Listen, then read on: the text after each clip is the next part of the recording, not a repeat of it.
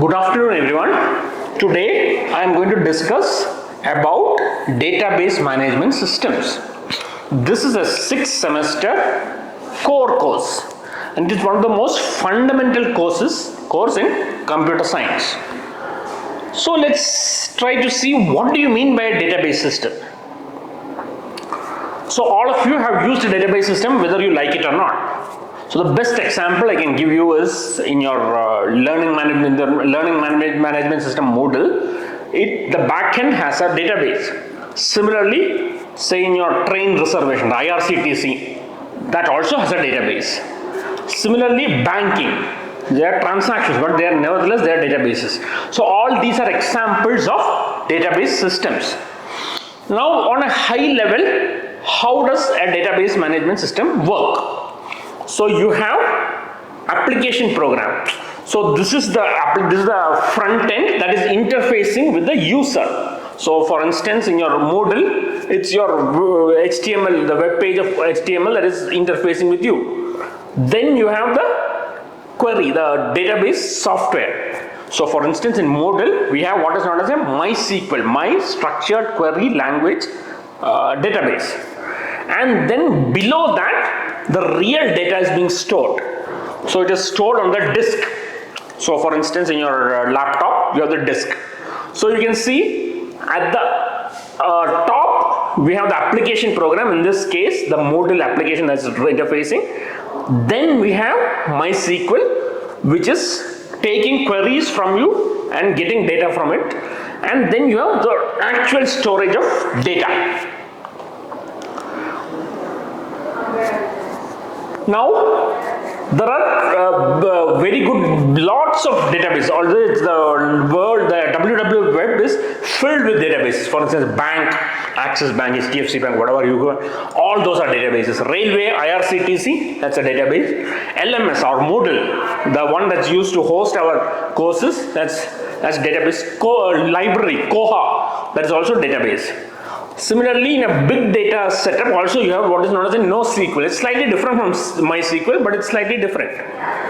Typically, all database systems store what is known as metadata. That is data that is used to uniquely identify the database.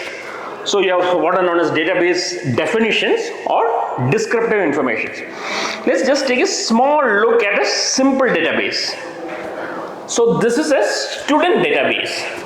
So what do you have in a student database? Obviously, the student name, the student, the USN, the USN number, the class, and the major, the degree, the stream that he is in. So this is one example of a database. It's a table. It's a student table. Similarly, you have a course table. What do you have in the course table? You have the course name, the course number. For instance, our database course number is 22 ISD 62. The credit hours, for instance, in our course, the credit hours is in fact 3 hours, and then you have the department, which is ISC.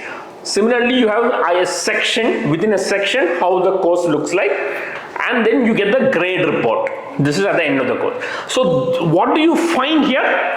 You have rows. So for instance, here you have 4 rows and 4 columns. So basically, when you structure a database, you're structuring it in terms of rows and columns. So the database that uses rows and columns is known as a relational database. Now let's come to what are the, so as I told you, there are 5 tables. Student, I have shown you that was a course, section, grade report and prerequisites. Then you have it's not just sufficient that you specify the data, the table. You also need to specify the data type of each data element. If you go back, for instance, the student name, it is ASCII characters. Similarly, the student number is in fact integer, it's number. Class is also a number. And then the major, which is the program that you are in, that is also a string or a character, ASCII character.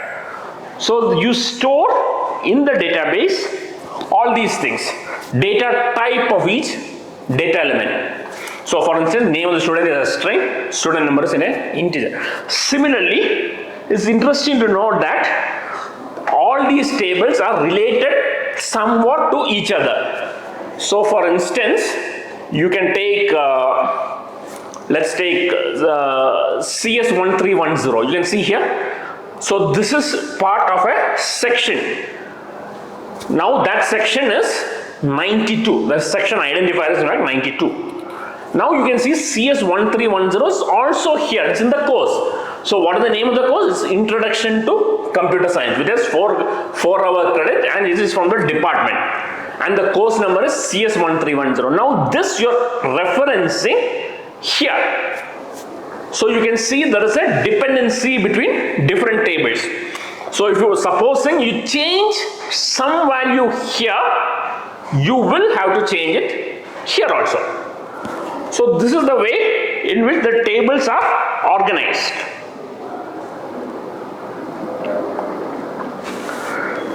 Then you have what are known as database queries.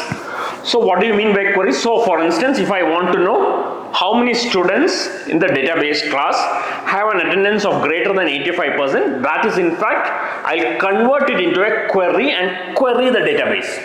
So for instance, you continue as a database and you query the continue for the database. For instance, you can, if you want to know what is the marks of Smith, some student named Smith, if you go back, so you have Smith here and he is in class 1.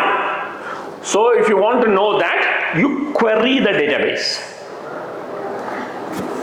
So this is the way in which you retrieve the details of the data of a particular student. It can be anything. You can retrieve the details of a course.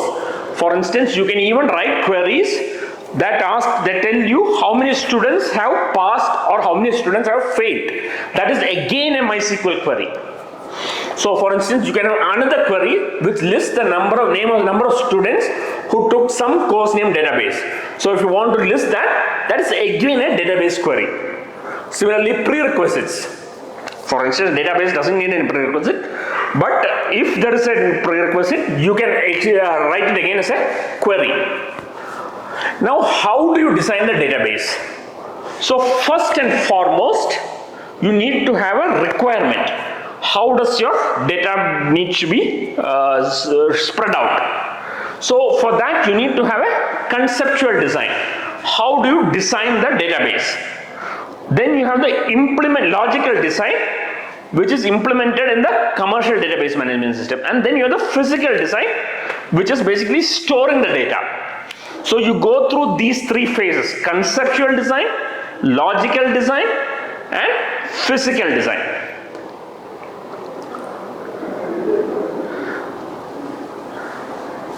What are the characteristics of database? So by nature, the database systems are self-describing. So for instance, if you go back, here if you just look at the table, you know what the data is. So if you look at this table, you know it's a student database. You can see as name, student number, class, major. So this is what is known as a self-describing database. Similarly, course, you know course name. If you just see the database, you know what the database is storing. This is known as self-describing nature of the course. Okay.